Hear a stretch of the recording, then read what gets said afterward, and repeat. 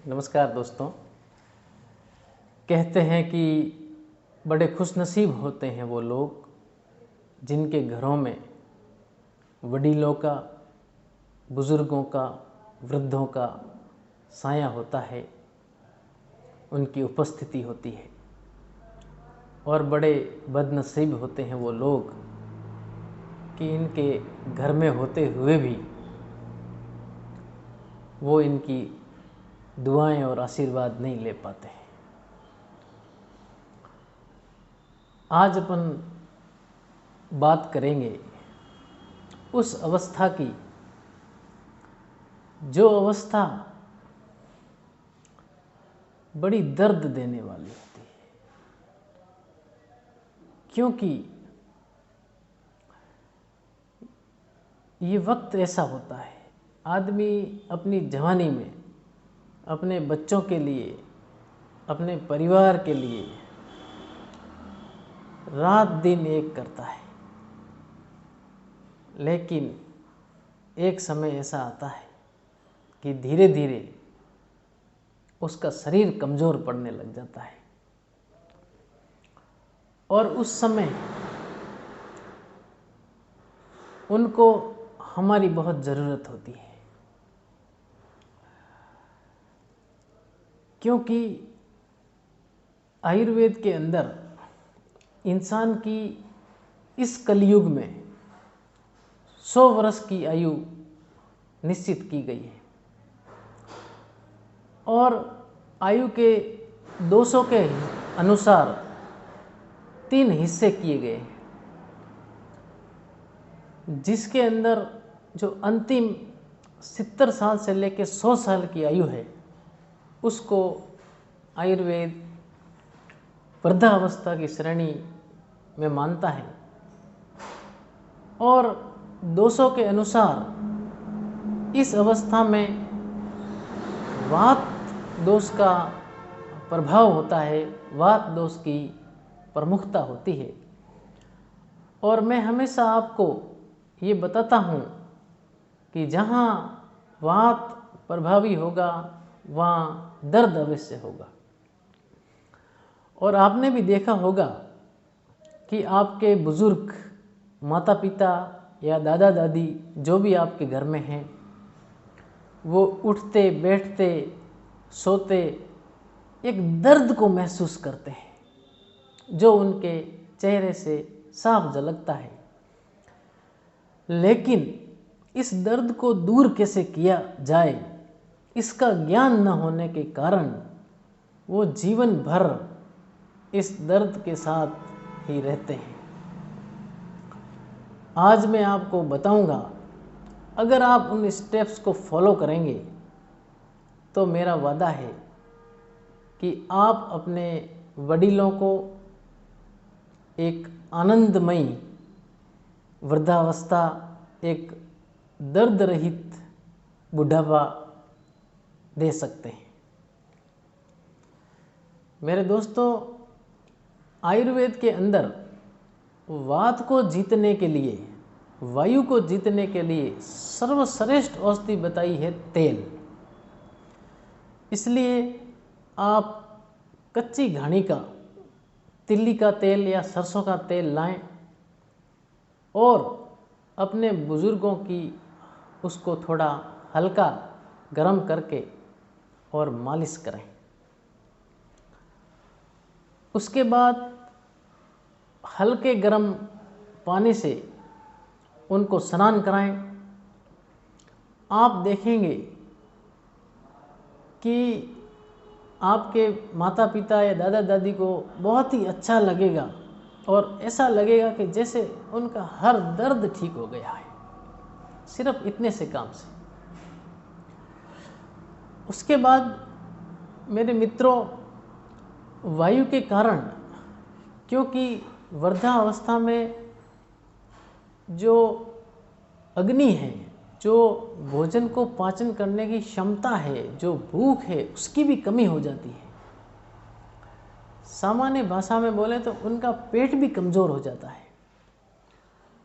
तो उसके लिए मेरा आपसे निवेदन है कि उनको फाइबर से युक्त आहार, जैसे फ्रूट्स वगैरह ज़्यादा दें, उनको चिकनाई युक्त आहार थोड़ा ज़्यादा दें, और सामान्यतया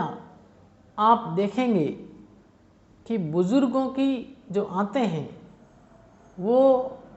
चिकनाई की कमी के कारण या वहाँ वात की प्रधानता के कारण आपको हर बुज़ुर्ग में कब्ज़ की शिकायत ज़रूर मिलेगी। इसके लिए आपको क्या करना है कि जब वो रात को सोते हैं तो सोते समय एक आयुर्वेद चिकित्सक की सलाह से 10 से 20 ml एरंडी का तेल गर्म दूध में या गर्म पानी में मिलाकर जरूर दें। इससे उनको बड़ी राहत मिलेगी। उसके बाद मित्रों आप देखेंगे, क्योंकि इस अवस्था में लीवर भी कमज़ोर हो जाता है, किडनी भी कमज़ोर हो जाती है, हृदय भी कमज़ोर हो जाता है, तो आप समय समय पर एक आयुर्वेद चिकित्सक की सलाह से उनको कुछ दिन लीवर टॉनिक दे दिया, कुछ दिन किडनी फंक्शन को इम्प्रूव करने वाली दवा दे दी, कुछ दिन हृदय को अच्छा रखने वाली, स्वस्थ रखने वाली, जैसे कि अर्जुन की छाल का चूर्ण, वो दूध और पानी में मिला के और पकाकर वो दे दिया, जिससे कि ये जो मुख्य अंग हैं वो उनके अच्छे काम करेंगे, और ये अच्छे काम करेंगे तो उनके अंदर अच्छा बल रहेगा, ताकत रहेगी। क्योंकि आप देखते हैं कि बुज़ुर्ग हमेशा यही शिकायत करते हैं कि मुझे कमज़ोरी हो गई है। उसके बाद मित्रों मेरा आपसे निवेदन है कि क्योंकि उनकी आँखों में भी दर्द होता है, आँखें भी कमज़ोर होती है, तो आयुर्वेद में बताया गया है एक त्रिफला घृत। सोते वक्त आप उनकी आँखों में कुछ बूंदे त्रिफला घृत की डालें, और दिन में 2-3 बार आप उनके नाक में भी तेल डालें, और 7 दिन में या 15 दिन में एक बार आप उनके कानों को भी तेल से भरें। तो आप देखेंगे मित्रों कि उनकी जो इंद्रियां हैं, उनकी देखने की क्षमता, उनकी सुनने की क्षमता, उनकी खाना पचाने की, चबाने की क्षमता बहुत अच्छी हो जाएगी, और इससे वो बड़ा आराम महसूस करेंगे। और मित्रों आप देखेंगे कि बुज़ुर्गों को रात को नींद जल्दी नहीं आती है, या जल्दी नींद उनकी खुल जाती है, तो उसके लिए आप उनके पैरों के तलवों पर रात को हमेशा मालिश करें, इससे उनको जल्दी नींद आ जाएगी। और रात को सोते समय दूध के साथ अश्वगंधा है, शतावरी है, बला है, इस तरीके की कुछ औषधियाँ उनको ज़रूर दें, ताकि उनकी नींद भी सुबह जल्दी नहीं खुले, उनके कैल्शियम की पूर्ति होती रहे और उनके शरीर में भी ताकत रहे। और सबसे मुख्य बात जिसकी बुज़ुर्गों को हमेशा ज़रूरत होती है और हम इसका इग्नोर करते हैं, जिसकी वजह से उनको हमेशा दिल और दिमाग में दर्द रहता है, वो बताने से पहले मेरा आपसे निवेदन है कि अगर मेरा ये वीडियो आपको जानकारी वाला लगता है तो आप इसको सब्सक्राइब करें, लाइक करें, शेयर करें और कमेंट करें, और घंटी का बटन दबाना बिल्कुल भी ना भूलें मित्रों। तो मित्रों मैं अब बुज़ुर्गों की दिल और दिमाग के लिए बात कर रहा था, तो मेरा आपसे निवेदन है कि उनका दिमाग और उनका दिल कैसे स्वस्थ रहे। उसके लिए सबसे अच्छी जो तकनीक है वो ये है मित्रों कि आप सुबह और शाम टाइम निकालें और उनके पास बैठें मित्रों, उनकी बातों को सुनें भले ही वो आपको अच्छी नहीं लग रही, भले ही वो आपके लिए इम्पोर्टेंट नहीं है, लेकिन आप उनको सुने। अगर आप उनको सुनेंगे तो उनका दिल हल्का रहेगा, उनको जीने की इच्छा होगी, उनके अंदर एक पॉजिटिव सोच आएगी कि उनको ऐसा लगेगा कि जो मैं बोल रहा हूँ वो मेरे बच्चे सुन रहे हैं और वो उनके काम आ रहा है। और माँ बाप का तो हमेशा यही इच्छा रहती है कि मैं ज़्यादा से ज़्यादा, अधिक से अधिक समय तक अपने बच्चों के काम आऊँ दोस्तों। इसके बाद और भी ऐसी औषधियाँ हैं जैसे दाना मेथी, अश्वगंधा शतावरी, गोरखमुंडी, बला पंचांग, अंजीर, बादाम, ऐसी और भी कई औषधियाँ हैं जिसका कुछ का जिक्र मैं पहले भी कर चुका हूँ।